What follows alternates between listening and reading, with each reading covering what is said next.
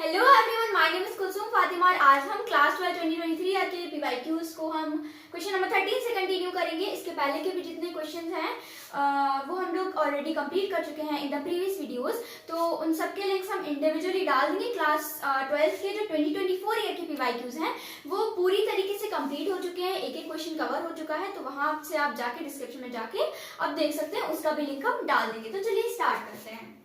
Question number 13, an AC source of voltage is connected in series with a PN junction diode and a load resistor. The correct option for output voltage across load resistor will be. तो सबसे पहले हम देखते हैं हम लोग क्या क्या दिया हुआ है।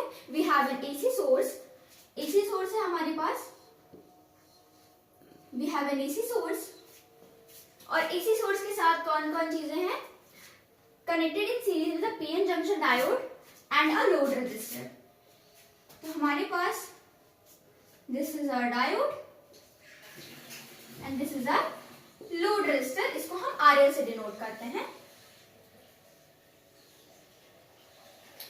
हमारे पास एसी लगा हुआ है, दिस पॉजिटिव दिस नेगेटिव, और हम लोग को पता है कि फॉरवर्ड बायस और रिवर्स बायस में क्या होता है। देखिए, फॉरवर्ड बायस हमारा होता है फॉरवर्ड बायसिंग या in forward biasing. In forward biasing, forward biasing में हमारा क्या होता है, आउटपुट वोल्टेज हमारा इनपुट वोल्टेज के इक्वल हो जाता है। आउटपुट वोल्टेज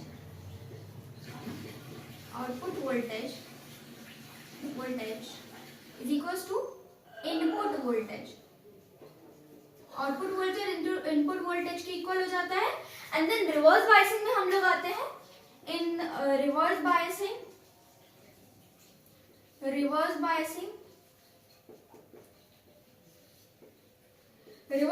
में हमारा output voltage is zero. Output voltage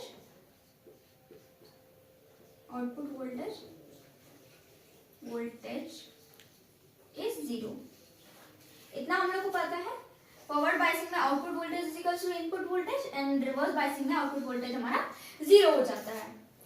अब हमारे पास एसी गिवन है, एसी सोर्स गिवन है। एसी सोर्स क्या होता है, साइनसॉइडल, इसका ग्राफ साइनसॉइडल होता है, यानी कभी पॉजिटिव होगा कभी नेगेटिव होगा। In the first half of the cycle output voltage input voltage बराबर होंगे, लेकिन इन the second half of the cycle जो आउटपुट वोल्टेज है वो जीरो होगा। तो हम लोग इसको कैसे एक्सप्लेन कर सकते हैं, हमारा V with respect to t का ये ग्राफ है। First half of the cycle में, यानी हम लोग का जब फॉरवर्ड बायसिंग है तो output voltage will be equal to input voltage, ऐसा होगा। And then in the second half of the cycle output voltage हमारा जीरो है, तो क्या यहाँ पे कुछ आएगा हमारा, आउटपुट वोल्टेज तो जीरो हो गया विद रिस्पेक्ट टू टाइम।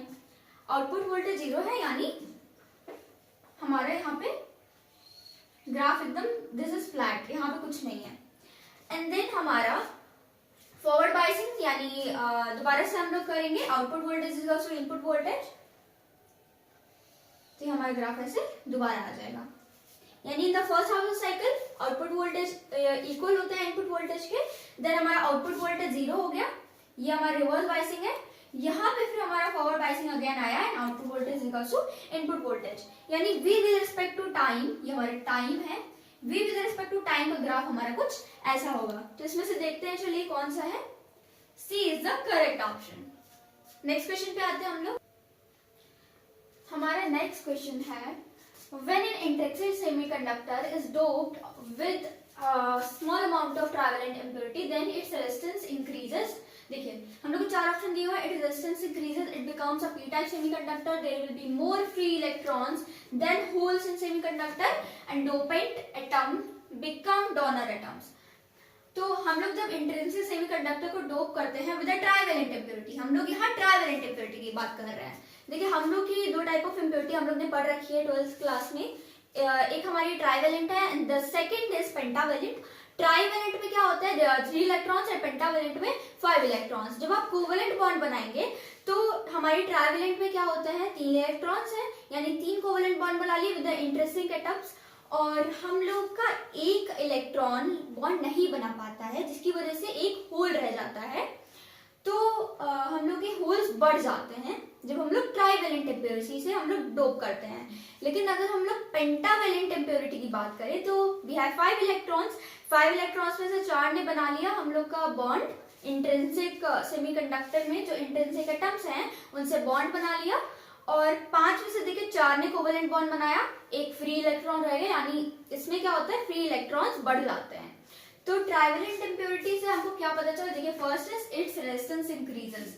ऐसा नहीं होता, कंडक्टिविटी इंक्रीज होती है जब आप इंट्रिंसिक सेमीकंडक्टर को डोप करते हैं with a trivalent impurity, conductivity increase होती है, रेजिस्टेंस डिक्रीज होती है। तो ये वाला हमारा गलत है। It becomes a P type semiconductor. हाँ, पी टाइप सेमीकंडक्टर कैसे बन जाता है, we know there is a p type semiconductor, there is a n type semiconductor। p type में क्या होता है, there are more holes than electrons, और n type में होता है there are more electrons than holes। तो p type हमारा बन जाता है because there are more holes than electrons। हम लोग को पता है ये बात। there will be more free electrons, नहीं, free electrons नहीं होंगे। free electrons कहाँ से हो जाएंगे, holes हमारे ज्यादा हैं तो free electrons नहीं होंगे इतने। तो ये वाला सी वाला गलत है।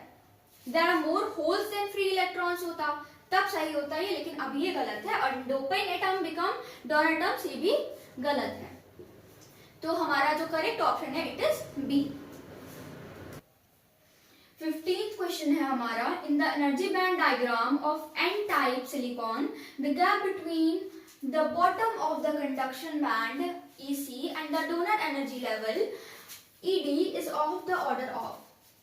तो ये तो फैक्ट बेस्ड क्वेश्चन है, ये तो हम लोग को रटना पड़ेगा, बट एक बार हम डायग्राम से समझ लेते हैं कि हो क्या रहा है। यहाँ पे हम लोग के पास है वैलेंस बैंड,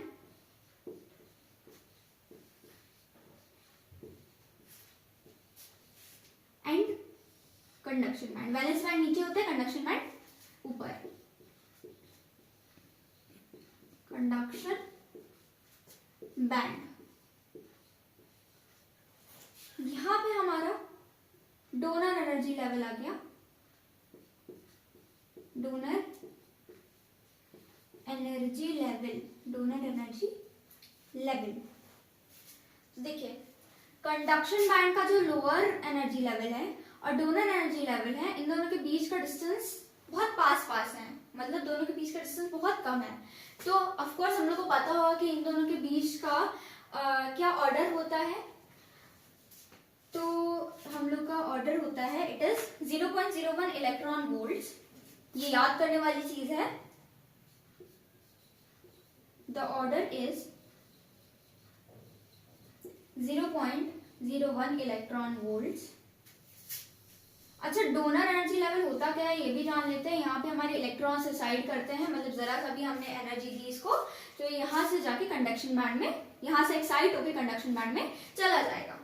तो 0.01 इलेक्ट्रॉन वोल्ट्स हमारा करेक्ट आंसर है। And let's go to the next.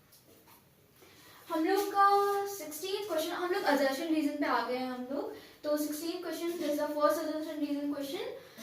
तो when a bar of copper is placed in external magnetic field, the field lines get concentrated inside the bar. Reason हमारा क्या है? To explain the assertion, copper is a paramagnetic substance. अच्छा, दोनों में हम लोग की कॉपर की बात हो रही है, यानी हम लोग स्पेसिफिकली कॉपर की बात कर रहे हैं। अब इस क्वेश्चन को सॉल्व करने के लिए हम लोग को पता होना चाहिए कि कॉपर हमारा कैसा सब्सटेंस है, डायमैग्नेटिक है या फिर पैरामैग्नेटिक है। हम लोग को पता है copper is a diamagnetic substance, और डायमैग्नेटिक सब्सटेंस क्या करते हैं, वो फील्ड, मैग्नेटिक फील्ड होती है उसको रिपेल करते हैं, और रिपेल करने की वजह से जो मैग्नेटिक फील्ड लाइंस होती हैं वो वीक हो जाती हैं और ये डिस्पर्स हो जाती हैं, विच मीन्स दूर दूर फैल जाती हैं। तो हमारी मैग्नेटिक फील्ड लाइंस कॉन्सेंट्रेट नहीं हो रही हैं, वो दूर दूर फैल रही हैं ड्यू टू जो हमारा डायमैग्नेटिक सब्सटेंस है उसको रिपेल कर रहा है, इसीलिए। तो हमारा असर्शन क्या है, when a bar of copper is placed in external magnetic field the field lines is concentrated। नहीं, इसका एकदम अपोजिट होता है। अगर इधर हमारा लिखा होता कि फील्ड लाइंस गेट डिस्पर्स्ड या फिर फील्ड लाइंस वीकन, तो हम लोग बोल सकते थे कि हाँ असर्शन हमारा सही है। लेकिन because copper is a diamagnetic substance, तो डायमैग्नेटिक सब्सटेंस है इसलिए ये हमारा गलत हो जाएगा, बिकॉज वीकन करता है, ये कॉन्सेंट्रेट नहीं करता है। हमारा असर्शन रॉन्ग हो गया। रीजन क्या है इसके लिए? Copper is a paramagnetic substance, नहीं, copper is a diamagnetic substance, इसी वजह से तो ये कंसंट्रेट नहीं कर रहा है, इसी वजह से ये वीकन कर रहा है। अगर पैरामैग्नेटिक सब्सटेंस होता तो हमारा असर्शन सही होता, लेकिन हमारा पैरामैग्नेटिक सब्सटेंस नहीं है ये, it is a diamagnetic substance, तो copper is a diamagnetic substance. अगर यहाँ डायमैग्नेटिक लगा होता तो ये सही होता, बट इट इज रॉन्ग। अब अगर हम लोग इसको वर्ड्स में डिस्क्राइब कर दें और अच्छे से, तो चलिए वर्ड्स में हम लोग लिख देते हैं, कॉपर इज आ कैसे सब्सटेंस है, इज इट पैरामैग्नेटिक और डायमैग्नेटिक? डायमैग्नेटिक है, diamagnetic substance.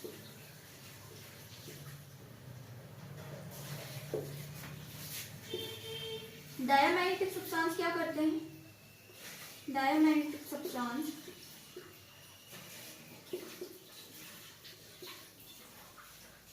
repel the magnetic field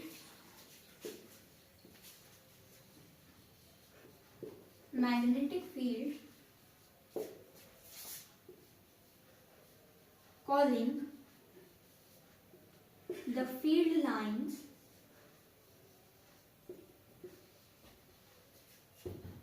to weaken and disperse, weaken and disperse.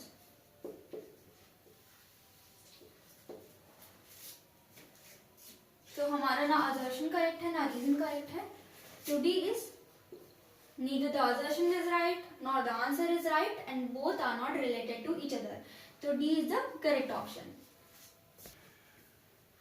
हमारा नेक्स्ट क्वेश्चन है 17th question, the phase difference between any two points on a wavefront is zero and the reason is all points on a wavefront are at the same distance from the source, thus oscillate in the same phase. What is wavefront? Wavefront क्या होता है? Wavefront हमारा is the locus of all the points which have the same phase, यानी phase difference हमारा wavefront में zero होता है। तो what is wavefront? Wavefront is the locus of all points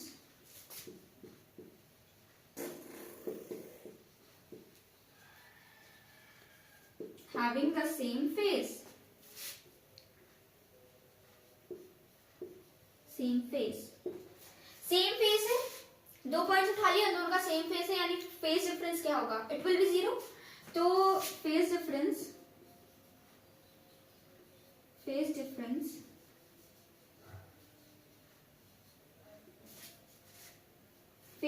equals to zero. Phase difference हमारा zero है। अच्छा, हम लोग को ये बात पता चल गई, तो हम लोग असर्शन रीड करते हैं again, the phase difference between any two points on a wave front is zero. It is correct. क्यों जीरो होता है? क्योंकि हमारे वेव फ्रंट क्या होता है? Wave front is the locus of all points having the same face. Same face है यानी phase difference will be zero. अब हम आते हैं अपने रीजन पे। नेक्स्ट हमारा एक और चीज हम लोग जान लेते हैं। Wave front consists of all points where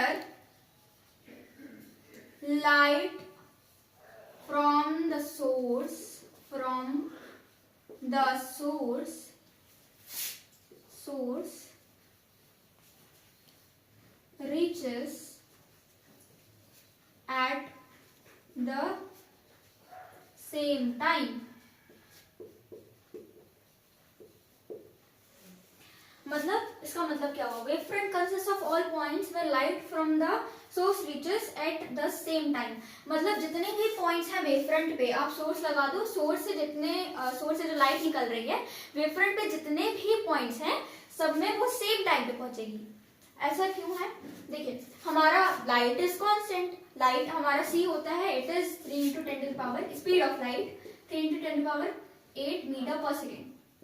ये हमारा होता है, लाइट की स्पीड इज कांस्टेंट, लाइट की स्पीड तो चेंज हो नहीं रही है। तो अगर हमारा सेम टाइम पे पहुंच रही है लाइट ऑल द पॉइंट्स पे, तो यानी क्या होगा, सेम फेस में होंगे, सेम फेस होगा, तो all points on a wave front are at the same distance from the source, same distance पे है तभी तो लाइट पहुंच रही है एट द सेम टाइम, यही बात हुई। From the source does oscillate in the same phase, reason हमारा करेक्ट है। तो असर्शन भी करेक्ट है, रीजन भी करेक्ट है, हम लोग को पता है बोथ असर्शन रीजन और राइट का ऑप्शन ए है, both assertion and reason are correct. This is the correct answer। हम लोग मूव ऑन करते हैं अपने नेक्स्ट क्वेश्चन पे। हम लोग का assertion है photo electric current, photo electric effect demonstrate करता है पार्टिकल बिहेवियर ऑफ लाइट को। तो देखिए हम लोग लाइट को एक स्ट्रीम ऑफ पार्टिकल्स की तरह लेते हैं जिनको हम बोलते हैं फोटॉन्स। अब these photons are like particles of light, तो yes photoelectric effect demonstrate करता है लाइट को as particle। and next हमारा reason is photoelectric current is proportional to intensity of incident radiation for frequencies more than threshold frequency। threshold frequency हमारा इधर mu naught होता है। तो देखिए क्या होता है कि जब भी हमारा एक ray of light, beam of light पड़ती है किसी मेटल पे, तो इलेक्ट्रॉन जैसे ही पड़ती है ऐसे फ्रैक्शंस ऑफ टाइम में हमारा जो इलेक्ट्रॉन्स होते हैं वो इजेक्ट होने लगते हैं। लाइक बहुत कम टाइम होता है, very small fraction of time में हमारी इलेक्ट्रॉन्स इजेक्ट होने लगते हैं। तो हमारा जो रीजन है it is also correct, assertion भी करेक्ट है, यस फोटोइलेक्ट्रिक इफेक्ट हमारा डिमॉन्स्ट्रेट करता है light as a particle. And next हमारा रीजन भी हमारा ट्रू है। तो हमारा जो ऑप्शन है it will be A, assertion reason both are correct and reason is a correct reason for assertion. हम लोग ने क्वेश्चन नंबर 18 तक कंप्लीट कर लिए, जितने भी असर्शन रीजन वाले क्वेश्चन थे सब कंप्लीट हो गए हैं। इसके बाद हमारी केस स्टडीज आती हैं, लॉन्ग आंसर क्वेश्चन हो जाते हैं, इसमें डेरिवेशन भी इंक्लूड होंगे लॉन्ग आंसर क्वेश्चन में। तो हम लोग वो भी करेंगे। नेक्स्ट वीडियो में हम 19th क्वेश्चन से स्टार्ट करेंगे अपना and we will solve more questions. And derivation पे भी एक वीडियो आएगी, एक वीडियो डेरिवेशन पे, लाइक ऑल द डेरिवेशन जितने इंपॉर्टेंट डेरिवेशंस है वो सब एक वीडियो में सब बताए जाएंगे आपको। तो that is all for today, और हम लोग नेक्स्ट वीडियो में आगे क्वेश्चंस करते हैं। Thank you for watching.